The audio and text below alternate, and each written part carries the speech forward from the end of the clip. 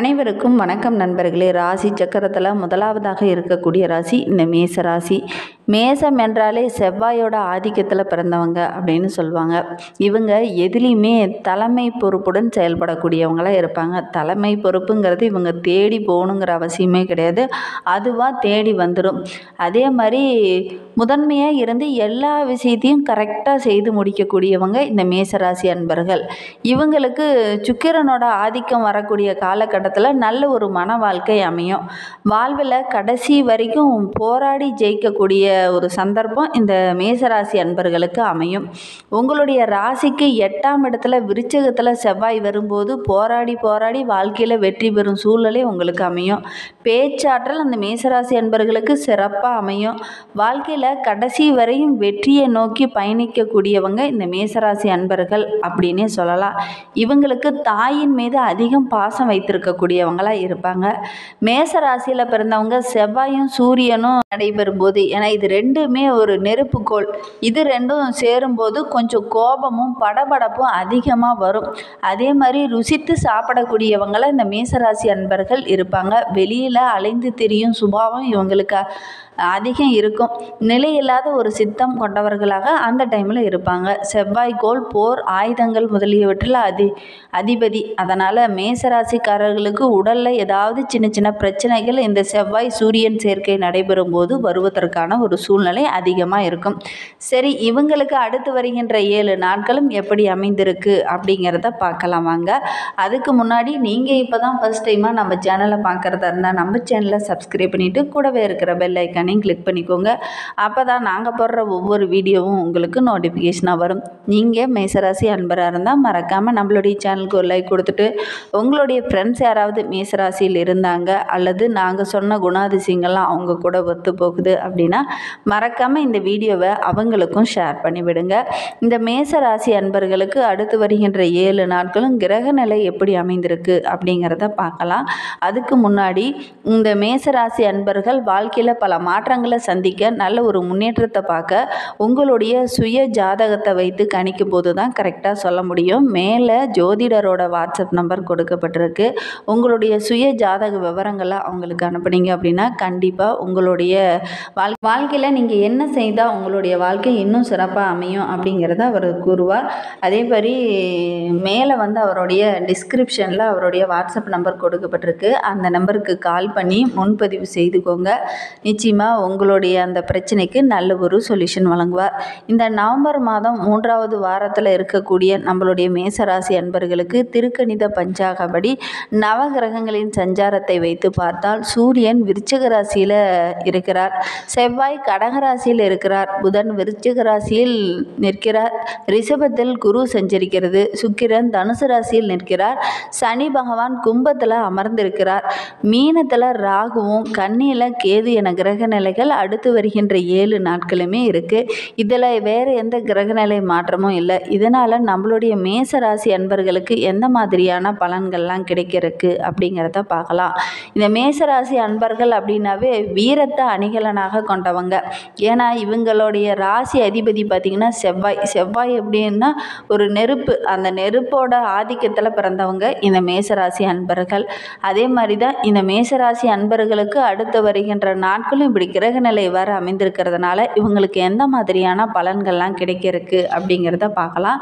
இந்த மேசராசி அன்பர்களுக்கு நவ கிரகங்களின் நாயகன் முதல்வரான சூரியன் 8ஆம் வீட்டில் இருக்கிறார். வெளிநாடு பயணத்தின் மூலிமா நல்ல ஒரு லாபம் கிடைக்கக்கூடிய ஒரு வாரமாக இந்த வாரம் உங்களுக்கு அமைந்திருக்கு அப்படின்னே சொல்லலாம். முகம் திரிந்து நபர்கள் கூட மனம் திருந்தி மீண்டும் உங்ககிட்ட நட்பு பாராட்டுவாங்க.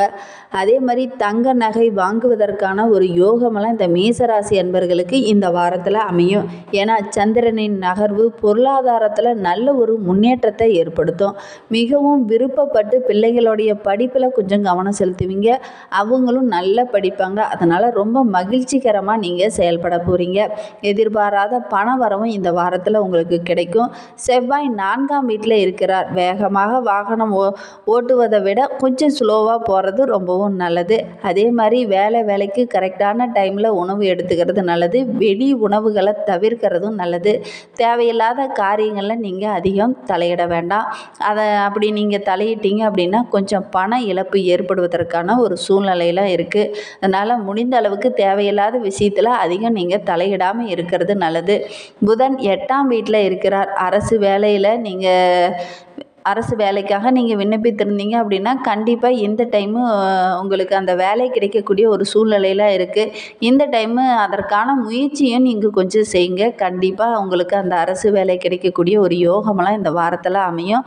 அதற்காக கொஞ்சம் பரிசீலனை செய்யக்கூடிய ஒரு காலகட்டத்தில் நீங்கள் இருக்கீங்க. கொஞ்சம் கவனமாக இருங்க. இந்த டைமு முயற்சி பண்ணீங்க அப்படின்னா கண்டிப்பாக அரசு வேலை இந்த மேசராசி அன்பர்களுக்கு அதிகம் கிடைக்கும். பொதுவாகவே இந்த மேசராசி அன்பர்களுக்கு அரசு வேலை கிடைக்கக்கூடிய யோகம் நிறையவே இருக்கும். இந்த வாரத்தில் நீங்கள் அதற்கான முயற்சி பண்ணீங்க அப்படின்னா கண்டிப்பாக கிடைக்கும். குரு 2ஆம் வீட்டில் இருக்கிறார். விருந்து நிகழ்ச்சி எல்லாம் கலந்து கொள்வீங்க. அதனால் ரொம்ப மகிழ்ச்சிகரமாக நீங்கள் செயல்பட போகிறீங்க. தொழிலில் புதிய முதலீடெல்லாம் இந்த டைம் செய்வீங்க. இந்த புதிய முதலீடின் மூலிமா நல்ல ஒரு லாபம் கிடைக்கும். சுக்கிரன் 9ஆம் இடத்துல அமர்ந்திருக்கிறார். கடன் தொல்லையெல்லாம் எதுனா வரையிலும் படாத பாடுபடுத்தியிருக்கோம். இனி அந்த கடன் தொல்லையிலிருந்து விடுபடக்கூடிய காலகட்டமாக இது அமைந்திருக்கு அப்படின்னே சொல்லலாம். பழைய கடன்லாம் வசூல் பண்ணி நிம்மதியாக இருக்கக்கூடிய ஒரு காலகட்டமாக இந்த வாரம் உங்களுக்கு அமைந்திருக்கு. எதிர்பாராத வகையில் நண்பர்கிட்ட இந்த டைமு பார்த்திங்கன்னா உங்களுடைய மன வருத்தத்தெல்லாம் சொல்லுவீங்க.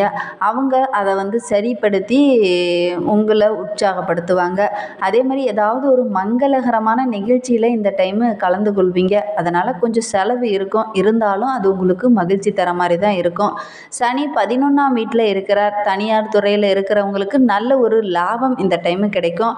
ஏற்றுமதி இறக்குமதி தொழிலில் இருக்கிறவங்களுக்கெல்லாம் சிறப்பான ஒரு முன்னேற்றத்தை இந்த வாரத்தில் நீங்கள் எதிர்பார்க்கலாம் அப்படின்னே சொல்லலாம். அமோக வளர்ச்சி இந்த வாரத்தில் இருக்கும். ராகு 12ஆம் வீட்டில் இருக்கிறார். உடன் இருக்கும் நண்பர்கள் உங்களுடைய கஷ்டத்தை துடைக்கக்கூடிய ஒரு காலகட்டமாக இந்த வாரம் அமைந்திருக்கு அப்படின்னே சொல்லலாம். இந்த டைமு உங்களுடைய நண்பர்கள் உங்களுக்கு உதவிகரமாக இருப்பாங்க. தோய்ந்து உக்காந்தீங்கன்னா கூட உங்களை உற்சாகப்படுத்தி மகிழ்ச்சிகரமாக செய்வாங்க. கேது 6ஆம் வீட்டில் இருக்கிறார். கணவன் மனைவியிடையே சின்ன சின்ன பிரச்சனைகள் இது நாள் வரைக்கும் இருந்திருக்கும். ஒருவருக்கொருவர் மனம் விட்டு பேச முடியாத ஒரு சூழல் கூட இருக்கும். இந்த வாரத்தில் பார்த்தீங்க அப்படின்னா ஒருவருக்கொருவர் மனம் விட்டு பேசி மகிழ்ச்சிகரமாக நீங்கள் செயல்பட போகிறீங்க. அந்த நிலை எல்லாமே இனி மாறி நல்ல ஒரு ஒற்றுமை நிறைந்த வாரமாக வருகின்ற வாரம் உங்களுக்கு அமைந்திருக்கு அப்படின்னே சொல்லலாம். பெண்களை பொறுத்த வரைக்கும் அடுத்து வருகின்ற 7 நாட்களுமே சிறப்பான நாட்களாக அமைந்திருக்கு அப்படின்னே சொல்லலாம். உங்களுடைய வரவு அதிகரிக்கும். வீட்டுக்கு தேவையான ஆடம்பர பொருளெல்லாம் வாங்கி ரொம்ப மகிழ்ச்சிகரமாக செயல்பட போகிறீங்க. வேலைக்கு செல்லும் பெண்களுக்கு அடுத்து வருகின்ற 7 நாட்களுமே சிறப்பான நாட்களாக அமைந்திருக்கு. உடன் பணிபுரியும் பணியாளர்கள் உங்களுக்கு ஒத்துழைப்பாக செயல்படுவாங்க. மாணவர்களை பொறுத்த வரைக்கும் கல்வியில் கொஞ்சம் கூடுதலாக கவனம் செலுத்துங்க. இதற்கு உங்களுடைய நண்பர்கள் உறுதுணையாக இருப்பாங்க. விளையாட்டு போன்ற நிகழ்ச்சியெல்லாம் கலந்து கொள்வீங்க. அதுவும் உங்களுக்கு வெற்றியை தேடித்தர மாதிரி தான் இருக்கும். அதே மாதிரி கொஞ்சம் கவனமாக படிங்க. விளையாட்டில் ஆர்வத்தை காமிச்சிட்டு படிப்பில் கொஞ்சம் கவனம் குறையிற மாதிரி இருக்கும். கொஞ்சம் கவனமாக படிச்சிங்க அப்படின்னா நல்ல ஒரு மதிப்பெண்ணை உங்களால் பெற முடியும். ஆசிரியரோட பாராட்டும் உங்களுக்கு கிடைக்கும். மேலும் உங்களுடைய வாழ்க்கை இன்னும் சிறப்பாக அமையறதுக்கு செவ்வாய்க்கிழமை தோறும் முருகப்பெருமானை தொடர்ந்து வழிபட்டுடுவாங்க. உங்களுடைய வாழ்க்கை இன்னும் சிறப்பாக அமையும். நம்பிக்கையோட செவ்வாய்க்கிழமை தோறும் முருகப்பெருமான் ஆலயம் பக்கத்தில் இருந்தது அப்படின்னா அங்கு சென்று நீங்கள் வழிபட்டுட்டு வர்றது ரொம்பவும் நல்லது. அப்படி முருகப்பெருமான் ஆலயம் இல்லை அப்படின்னா கூட வீட்டு பூஜை அறையில் முருகப்பெருமான் படம் இருந்தது அப்படின்னா செவ்வாய்க்கிழமை தோறும் முருகப்பெருமானுக்கு நல்லெண்ணெய் தீபம் மேற்றி வழிபட்டுட்டு வாங்க. உங்களுடைய வாழ்க்கை இன்னும் சிறப்பாக அமையும். நம்பிக்கையோடு செய்யுங்க. அந்த முருகப்பெருமான் உங்களுக்கு இருக்கும் கஷ்டங்கள் அனைத்தையும் குறைத்து நன்மையை வழங்குவார். நம்பிக்கையோடு செய்யுங்க.